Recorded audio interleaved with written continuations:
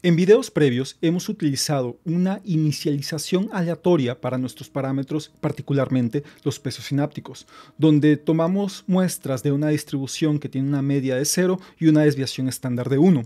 Sin embargo, esta inicialización no es óptima en redes neuronales que son profundas, que son de muchas capas, ya que, como vamos a ver en este video, existe poca actividad neuronal en las capas finales cuando se hace este tipo de inicialización. En este video vamos a explorar los métodos de Xavier, y vamos a ver cómo se comparan con este método de inicialización aleatoria con valores muy pequeños, así como el método de Kai-Ming He, que es actualmente considerado el método por default para inicializar redes neuronales. Entonces, vamos a empezar. En el video anterior utilizamos una distribución aleatoria con una media de 0 y una desviación estándar de 1 para inicializar nuestros valores W, es decir, nuestros pesos sinápticos. Estos fueron multiplicados por un valor de 0.001 para hacerlos más pequeños, minimizando así también la desviación estándar de dichos valores. Esto lo podemos corroborar rápidamente haciendo una Jupyter Notebook, donde lo que vamos a hacer es solamente importar NumPy y Matplotlib, y vamos a inicializar una variable W de 100 por 784, más o menos para seguir con las dimensiones del ejemplo anterior, y vamos a mostrar la media y la desviación estándar de dicha distribución. Y podemos ver que W efectivamente tiene una media muy cercana a 0, 0.003 en este caso, y una desviación estándar también muy cercana a 1, como habíamos esperado. Podemos también graficarla haciendo uso de Matplotlib, utilizando un histograma, y lo que vamos a hacer es tomar todos los valores de W y hacer una función Ravel, que lo que hace es convertirlos en un vector. Vamos a hacer 30 bins y de un rango de -3 a 3. Y esto nos permite validar que efectivamente tenemos una distribución que sigue una curva normal. Finalmente, cuando inicializamos con un valor de 0.001, es decir, cuando multiplicamos nuestros parámetros por este valor para inicializarlos, vamos a ver que efectivamente la desviación estándar disminuye y es cercana a este valor. Podemos ver que 0.0009 es muy cercano a 0.001 y la media sigue siendo de 0 aproximadamente. Graficamos, pero ahora notemos que el rango que vamos a tener que graficar es mucho más pequeño para que podamos ver que efectivamente cumple con una distribución normal. Sin embargo, en redes neuronales profundas vamos a mostrar en este video que esta inicialización es muy ingenua y no permite un flujo adecuado del gradiente, por lo que las redes neuronales profundas, y por profundas me refiero a redes neuronales de más de 2 o 3 capas, no van a realizar un proceso de aprendizaje óptimo si inicializamos los parámetros simplemente con valores aleatorios muy pequeños. Por ejemplo, en una red neuronal como esta que estamos mostrando acá, a partir de aquí vamos a suponer que tenemos varias capas aquí intermedias, y vamos a decir redes neuronales de simplemente 9 capas, que para estándares actuales no son consideradas muy grandes. Vamos a ver que hay problemas en las activaciones. Vamos a ver que las activaciones de las últimas capas no están realizándose de forma correcta, y también de igual forma hay problemas en la retropropagación del gradiente cuando se utiliza este tipo de inicialización. Para esto vamos a utilizar otra libreta que tengo aquí preparada, donde de nueva cuenta vamos a importar NumPy, Matplotlib, vamos a importar las imágenes utilizando la función que ya diseñamos la vez pasada, que ya hemos presentado, y dejo aquí el link a esta función para procesar las imágenes de MNIST. Una vez que ya las tenemos descargadas, creamos las variables donde vamos a guardar los datos de MNIST, y notemos que en esta ocasión no estamos dividiendo entre 255 para tenerlos en un rango entre 0 y 1. Lo que vamos a hacer es normalizar restando la media y dividiendo entre la desviación estándar. Esto nos va a permitir tener una media de 0 y una desviación estándar de 1, que es la forma en la que habitualmente se normalizan los datos para ser utilizados en algoritmos de Deep Learning o de Machine Learning. Definimos esta función y lo que vamos a hacer es definir una variable que se llama xt, que va a normalizar utilizando la media de los primeros 128 datos de xtrain, la desviación estándar de esos primeros 128 datos, y vamos a utilizar esos 128 datos. Y posteriormente vamos a desplegar valores mínimo, máximo, y lo que nos interesa más es ver que efectivamente la media y la desviación estándar tengan los valores de 0 y 1, como esperamos. Y podemos ver que efectivamente la media es muy cercana a 0 y la desviación estándar es de 1. En este caso no es necesario graficar las imágenes, simplemente por costumbre vamos a ejecutar esto bastante rápido. Ya sabemos cómo son estas imágenes, entonces no vamos a detenernos mucho tiempo acá. Y ahora sí, vamos a hacer el ejemplo, el ejercicio que nos va a permitir entender cuáles son las limitaciones de este tipo de inicialización, donde solamente tomamos valores muy pequeños para los pesos sinápticos. Y vamos a ver que las otras dos técnicas de inicialización, Xavier y Kai-Ming, las cuales se llaman así derivado de los científicos o de los autores de los papers que presentaron estas inicializaciones. Si me permiten, este es el paper de Xavier, donde en el 2010 hacen un estudio muy detallado tomando en cuenta que los parámetros o pesos sinápticos no solamente se multipliquen por un valor muy pequeño, sino este valor está en relación con la raíz cuadrada del número de elementos a la entrada a una capa de la red neuronal, es decir, el número de elementos o el número de neuronas o activaciones provenientes de la capa anterior a la capa cuyos parámetros estamos inicializando. La primera función que vamos a definir es una función que simplemente inicializa nuestros parámetros de la manera que hemos venido haciendo, donde tomamos una distribución normal con media de 0 y desviación estándar de 1 y la multiplicamos por 0.001 como hicimos al principio. Realmente la función lo único que nos va a permitir es guardar estos pesos en un diccionario cuyas llaves van a estar identificadas como L1, L2, L3 hasta L9. Notemos que por la forma en la que vamos a hacer el experimento, L0 va a corresponder a los datos de entrada.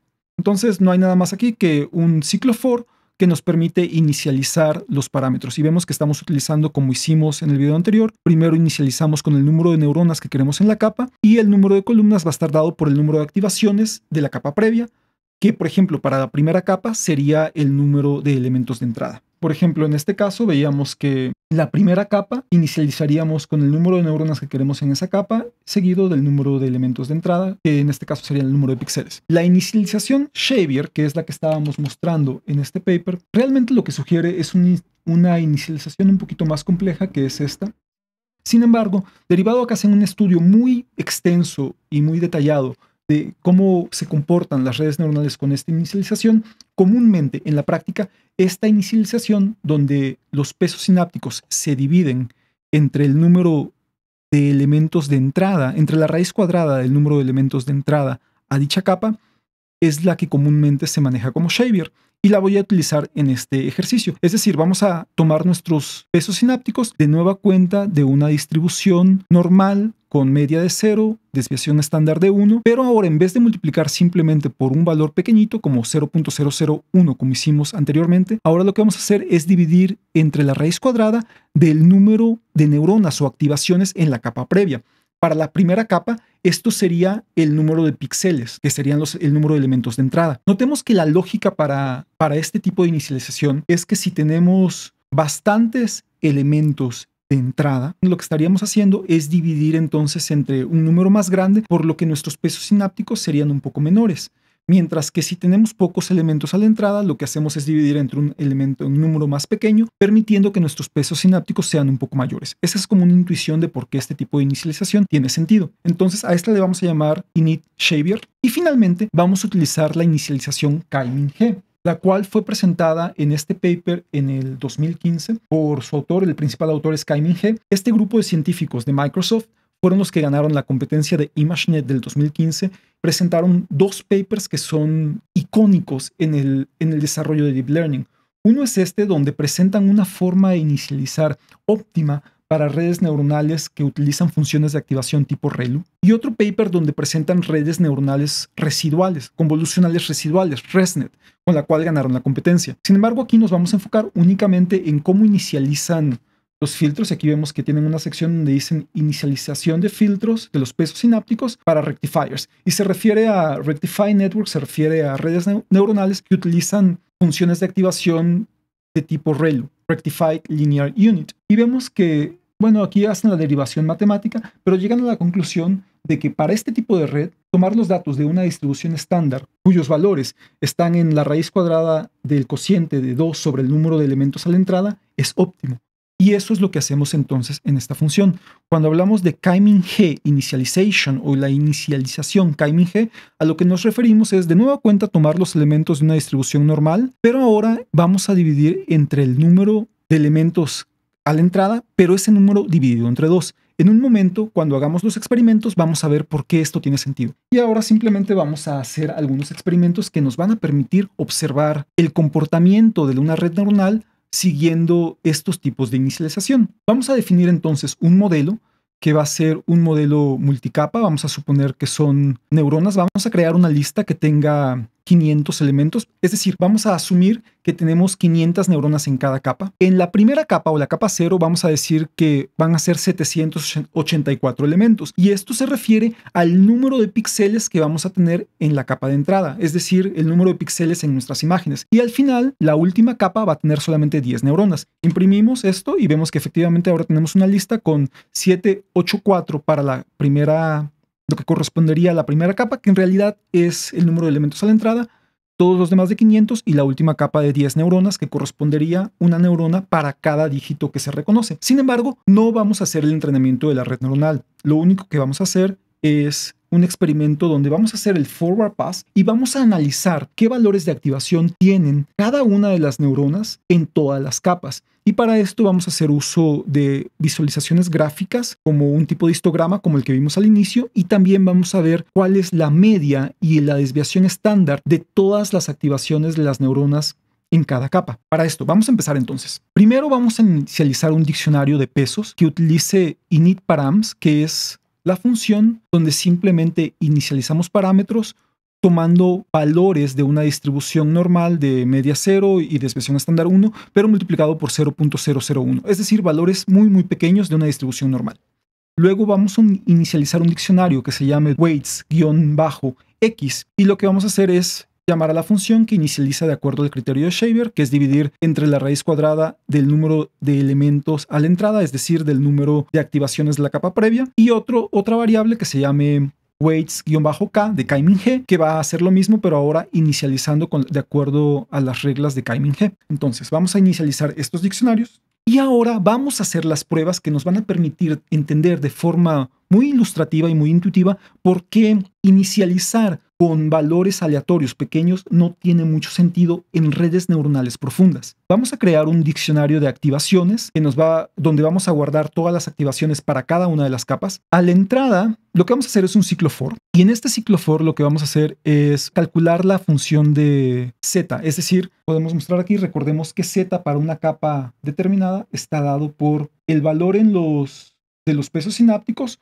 por los datos de entrada. En este caso, desde la primera iteración vamos a poner los datos de entrada como z y simplemente vamos a estar sobreescribiendo el valor de z en cada iteración para que z vaya guardando los valores z para cada capa, y estos los vamos a guardar en el diccionario, cuya llave va a ser la misma llave que tenemos para los pesos sinápticos. Recordemos que la inicialización de los pesos sinápticos nos devuelve un diccionario cuya llave es L más el número de la capa, es decir, vamos a tener L1, L2, L3. Incluso podríamos, por ejemplo, checar aquí de manera muy rápida cuáles son las llaves de los pesos sinápticos, weights-keep.keys, y vamos a ver que efectivamente las llaves son L1, L2 hasta la L9, correspondientes a las matrices de pesos sinápticos de cada capa.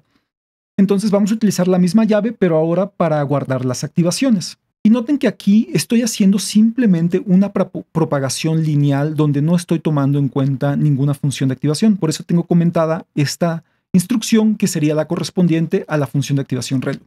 Déjenme hago esto entonces y vemos que, bueno, estoy imprimiendo aquí las llaves que también vemos que corresponden a L1, L2 hasta L9. Y ahora viene la parte más entretenida, porque ¿qué es lo que vamos a hacer y qué es lo que queremos observar? Queremos observar cómo se comportan las activaciones de las diferentes capas de la red neuronal. Y para esto vamos a hacer de nueva cuenta un ciclo for donde vamos a enumerar y vamos a listar todos los elementos en este diccionario de activaciones, y vamos a mostrar aquí en B, estamos guardando cuáles son esas activaciones con la llave K, y lo que vamos a hacer es de esos valores de activación vamos a hacer un punto rabel para convertirlo a un vector. A ese vector le vamos a calcular su media, la vamos a mostrar, y también a ese vector le vamos a calcular la desviación estándar y también la vamos a mostrar. Con esto lo que vamos a hacer es ver cómo se comportan estos valores a lo largo de las capas, y finalmente vamos a hacer un plot que nos permita ver de forma de histograma. Y notemos que aquí empezando vamos a ponerles un rango, vamos a hacer este histograma entre -1 y 1 y vamos a ver qué pasa. Esto nos va a permitir visualizar muy bien qué es lo que está sucediendo. Notemos, la activación para la capa 1 tiene una media de 0.00071, en este caso es negativo, y una desviación estándar de 0.02. Vemos que en la primera capa todavía hay valores que nos permitirían cierta actividad en las neuronas. La segunda capa también, pero como nos vamos avanzando en las capas, vemos que la desviación estándar cada vez es más pequeña. La media esperaríamos que fuera de 0, entonces aquí no nos da mucha información, pero la desviación estándar siendo tan pequeña, siendo cercana a 0, 1.5 por 10 a la menos 10, hasta 1.7 por 10 a la menos 15, lo que nos está diciendo es que las activaciones de esta última capa están siendo muy cercanas a 0. Y esto lo podemos visualizar aquí en los gráficos, donde vemos que los histogramas se comportan, muestran que casi no hay variabilidad. Las últimas capas son prácticamente líneas rectas. Vamos a hacer algo, vamos a cambiar el rango y vamos a hacerlo de punto 1 a punto 1. Incluso podríamos hacer punto 0.3, vamos a hacer punto 0.3. Vamos a ver qué tal, a lo mejor, sí, aún es demasiado rango, vamos a hacerlo así. Ahora sí, para que estén en el rango de los valores de inicialización. Y más o menos podemos ver lo que queríamos mostrar. La primera capa tiene buenos valores, tiene inicializaciones que vemos que la desviación estándar es variada, por lo tanto se va a comportar bien. Y esto lo vimos muy bien en nuestro video previo donde la red neuronal se entrenó correctamente. También vemos que la segunda capa también tiene valores que todavía nos permiten que haya variabilidad en las funciones de activación de cada neurona. Entonces, vemos que hay actividad en las neuronas. Sin embargo, a partir de la tercera capa, vemos que la actividad de las neuronas es mínima. Y para la última capa, prácticamente este valor es de 0. Por lo tanto, en una red neuronal profunda, lo que vamos a tener es que las activaciones, los valores Z que se calculan en cada capa, son cercanos a 0. ¿Y esto qué nos implica? Vamos a recordar que Z para una capa en particular, decíamos que Z está dado por W por el valor de activación de la capa previa. Vamos a llamar esto A-1, por decir algo, la capa previa. Recordemos cómo calculamos el gradiente de la función de pérdida con respecto a los parámetros W. Recordemos que de alguna manera aquí el gradiente viene de regreso y este va a ser el gradiente de la función de pérdida con respecto a Z. Ahora, el gradiente de la función de pérdida para esta capa, supongamos que estamos hablando para esta capa y no vamos a utilizar subíndices o para indicar el número de la capa. Simplemente vamos a decir que este valor Z aquí está dado por los parámetros de esta capa por los valores de activación de la capa previa. Y nada más vamos a llamarlos A. Incluso podemos borrar esto. Entonces, el valor del gradiente de la función de pérdida con respecto a los parámetros W, esta W de aquí, estaría dado por el gradiente de la función de pérdida con respecto a Z por el gradiente de Z con respecto a W. Y recordemos que de aquí el gradiente de Z con respecto a W estaría dado por este valor de activación, este valor A. Y este valor de activación para las últimas capas podemos ver que es prácticamente 0. Por lo tanto, cuando calculamos el gradiente de la función de pérdida con respecto a W, tendríamos que esto sería igual a esta A, que sería el gradiente de Z con respecto a W, esta parte de la regla de la cadena, por el gradiente que estamos recibiendo. Recordemos que también podemos decir que si lo vemos esto como una neurona, simplemente tenemos que aquí recibimos A, que es la activación que viene de la capa previa. Aquí mandamos Z, que va a ser la función lineal, este W por A, pero también regresamos el gradiente. Y entonces, también en esta capa, pues recibimos W, los parámetros, y recordemos entonces que este gradiente que recibimos aquí, que es el gradiente de L con respecto a Z, lo vamos a utilizar tanto para actualizar y retropropagar el gradiente de L con respecto a W, como el gradiente de L con respecto a A, que va a ser el que va a retropropagarse aquí y llegar a la capa previa. Veamos nuevamente, el gradiente de L con respecto a W va a estar dado por este valor A, muy pequeñito, multiplicado por DL con respecto a Z, que es este que estamos recibiendo acá. Pero lo que esto implica es que este gradiente de L con respecto a W va a ser el producto de lo que sea que estemos recibiendo, no nos importa este valor, por A. Pero estamos viendo que A en las últimas capas va a ser prácticamente 0. Por lo tanto, este gradiente de L con respecto a W va a ser prácticamente 0. Va a ser sumamente pequeño. Y al ser sumamente pequeño y tratar de hacer la actualización, W va a ser igual al valor actual de W menos nuestro learning rate alfa por el gradiente de L con respecto a W. Y esto, si esto tiende a 0, realmente W no se va a actualizar.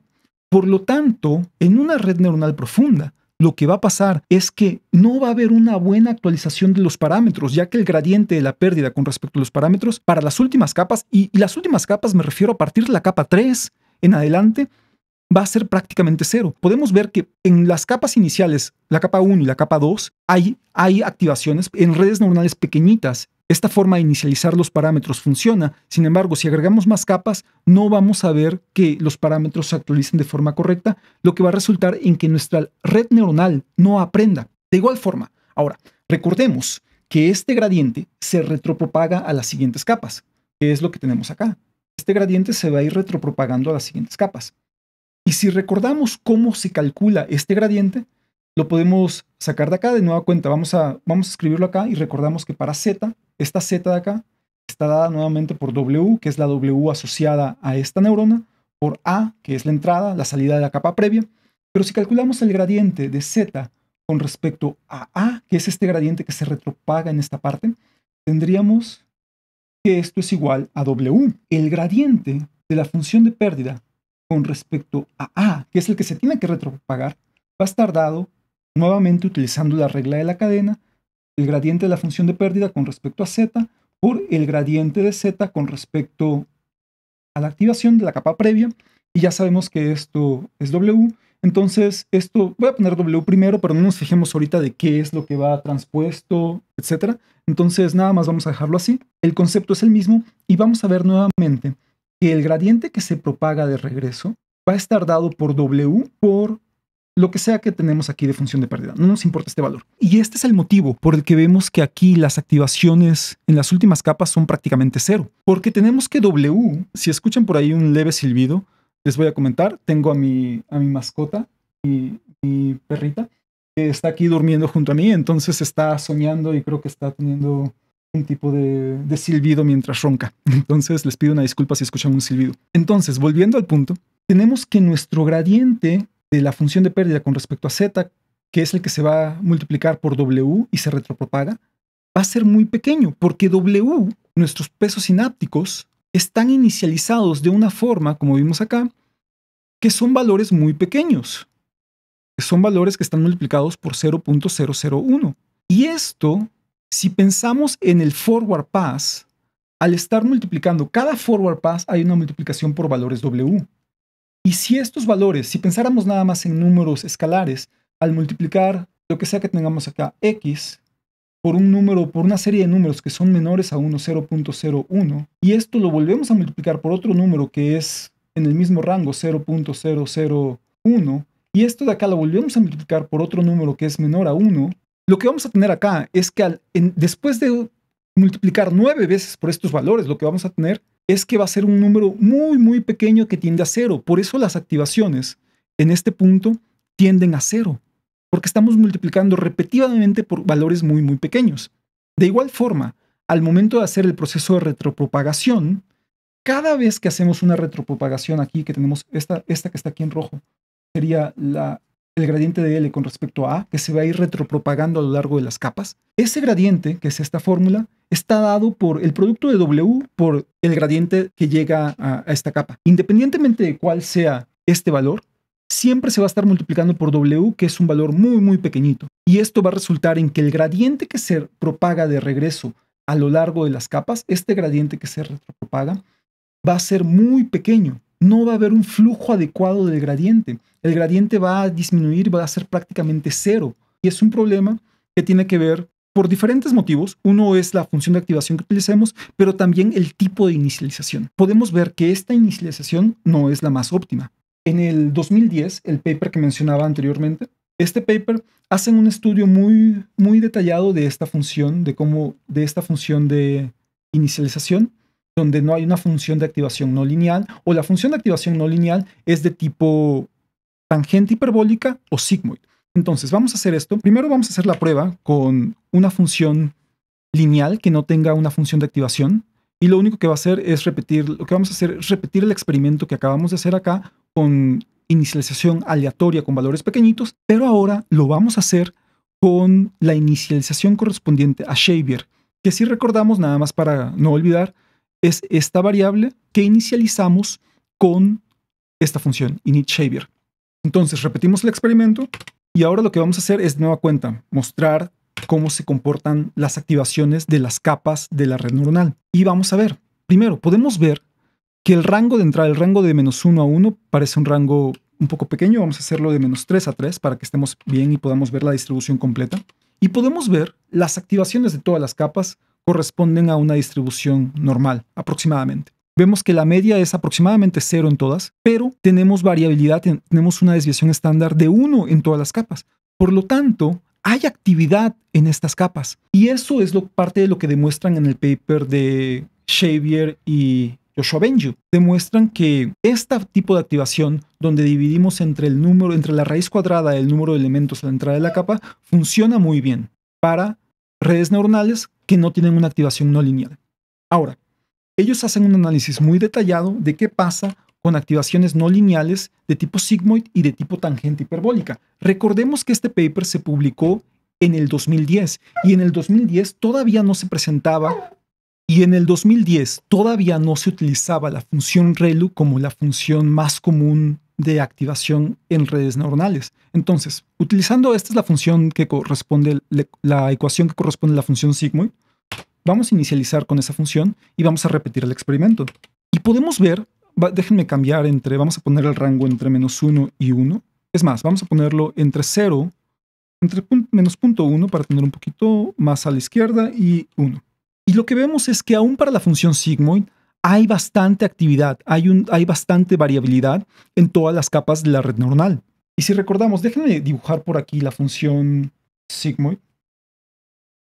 Más o menos así, donde va en un valor de 0 a 1. Por lo tanto, tiene sentido que todos los valores sean positivos, porque sigmoid va de 0 a 1, con una media aproximadamente de 0.5. Esto es de esperarse, pero podemos ver que la desviación estándar se mantiene activa. Esto lo que significa es que las neuronas de estas últimas capas se están activando. Al momento de hacer la retropropagación o al momento de actualizar los parámetros W que están dados por el producto del gradiente de la función de pérdida con respecto a la salida de esta neurona, de esta capa, por la entrada, vamos a ver que como las activaciones son valores que tienen un valor, no son 0, entonces va a haber un buen flujo para actualizar los valores del gradiente. Después hay otras limitaciones con las funciones sigmoid y tienen que ver con estas partes planas que hay aquí en valores bastante grandes o valores bastante pequeños, y eso impide un poco el flujo del gradiente hacia atrás. Lo mismo ocurre para la función TANH. Por lo tanto, ReLU es mucho más deseada, permite mucho mejor el flujo del gradiente.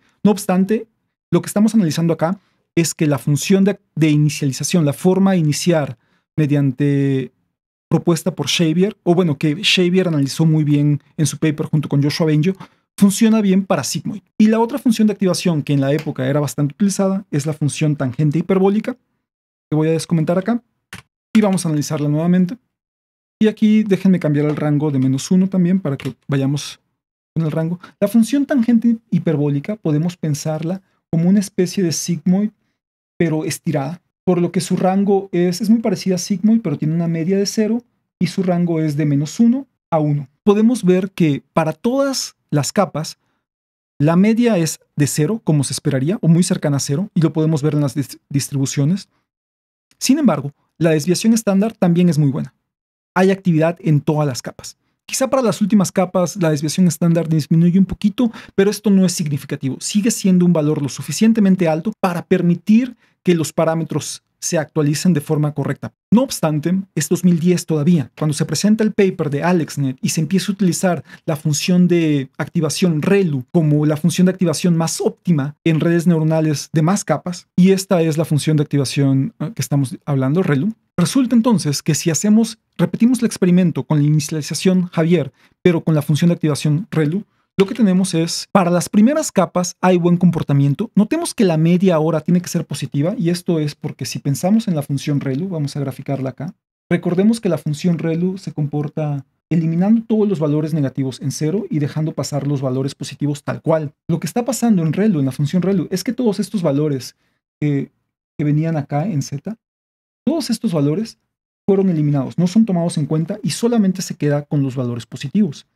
Por lo tanto, tiene sentido, la media es ahora positiva y hay bastante actividad en las primeras capas, pero vemos que conforme vamos avanzando a lo largo de las capas en la red neuronal, la desviación estándar es cada vez más pequeña, llegando a prácticamente muy poca actividad en las últimas capas. Y el motivo de esto, la explicación de esto que se presenta en el paper de Kai-Ming He, que es este paper que tenemos acá. El paper anterior también fue un excelente paper y ha sido sumamente influyente, pero estamos hablando de que es 2010. Y a partir de 2010 es cuando surge el boom actual de Deep Learning.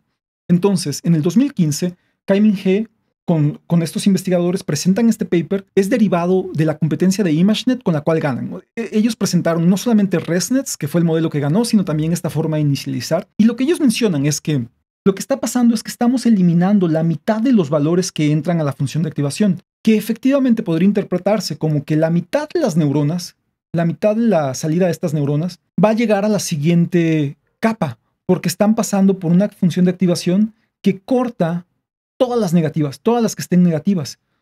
Y si asumimos que en expectativa el valor esperado de activaciones va a ser más o menos de que la mitad de las neuronas sean positivas y la mitad de las neuronas sean negativas, entonces en expectativa está eliminando las activaciones de la mitad de las neuronas. Por lo tanto, está disminuyendo la variabilidad de la llegada a la siguiente capa. Por lo tanto, tiene lógica pensar que el número de entradas que se está recibiendo en una capa no corresponde al número de neuronas de la capa previa, sino es el número de neuronas entre dos. Eso es lo que ellos mencionan.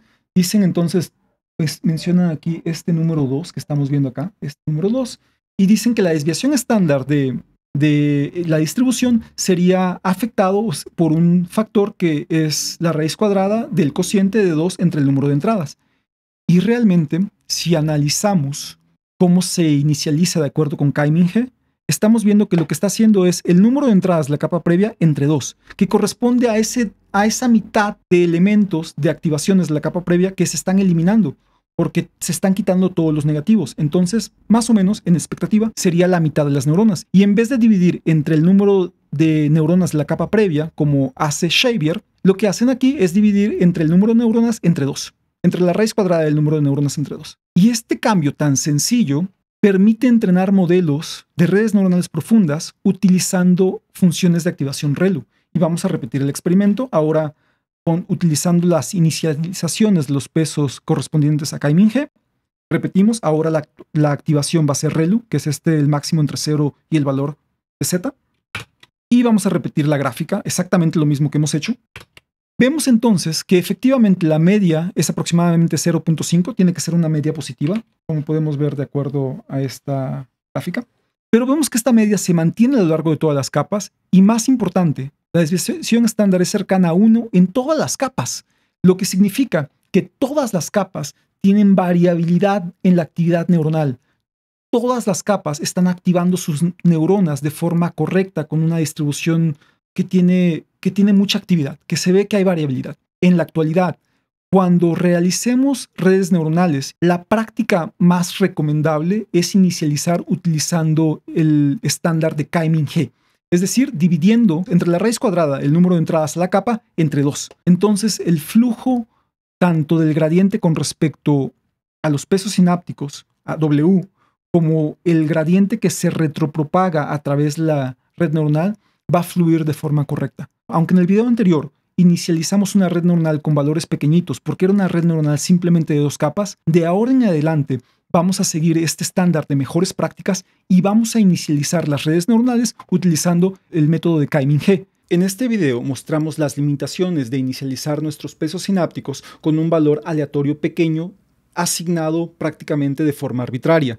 Vimos los métodos de Xavier y los métodos de Kai-Ming He. Particularmente, discutimos también las limitaciones del método de Xavier y explicamos que el método de Kai-Ming He es el más utilizado en la actualidad para inicializar parámetros de redes neuronales profundas que utilizan activaciones de tipo ReLU. En el siguiente video vamos a presentar cómo armar nuestro modelo de red neuronal con un número de capas arbitrario utilizando programación orientada a objetos y, más aún, más interesante, vamos a construir nuestra clase que va de alguna manera a imitar la clase o el módulo sequential de PyTorch. Sin embargo, nosotros lo vamos a implementar totalmente desde cero utilizando únicamente Python. Con esto vamos a tener mucho entendimiento de cómo funcionan under the hood, cómo funcionan las bases de los frameworks de programación. Y así vamos a poder utilizar después los frameworks teniendo un entendimiento más sólido de qué es lo que está pasando en el código a bajo nivel. Entonces, continuamos.